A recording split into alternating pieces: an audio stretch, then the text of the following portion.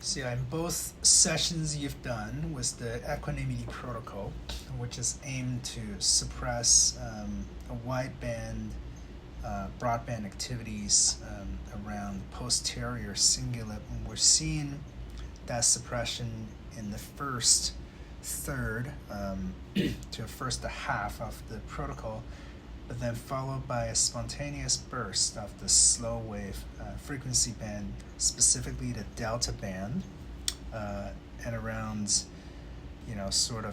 16, 17 minutes into the session. So this is 16 minutes, 15 seconds where slow wave peaks, followed by a little drop on the slow wave, and immediately followed by another peak about a minute later.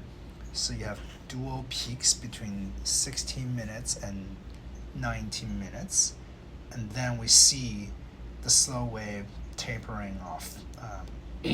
So that's a really significant change, indicating the amount of spontaneous rhythmic discharge around the posterior cingulate.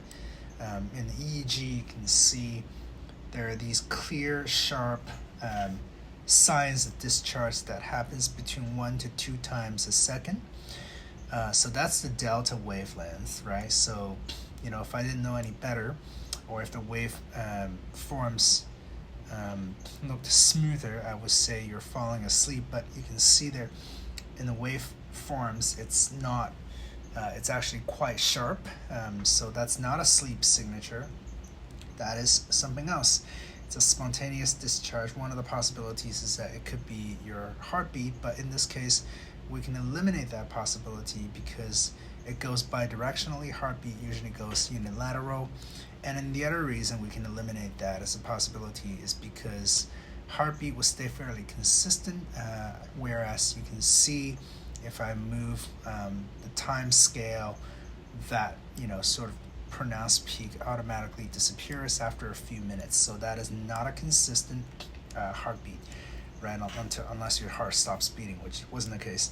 So you can see the spontaneous discharge that correlates to a phenomenon that you reported as a Kriya state. When one reaches that, almost kind of looks like an absence seizure, where you would have very pronounced high amplitude, low frequency waves happening at a very rhythmic fashion. So when people have reported these experiences, physiologists have looked at them and kind of discovered that similarity between these phenomenon and spontaneous absence seizure. They're not able to understand why. They're there are episodes of psychedelic enlightenment that look like the subject's having a seizure, or a temporal regional absence seizure, not a grand mal.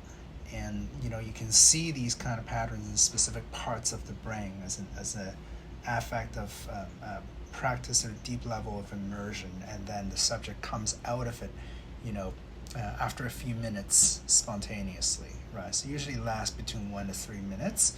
So you can see these discharges in both sessions that are 30-minute back-to-back. This could be correlated to the reported experience of Kriya or other experience of deeper immersion, the emergence of some of these things.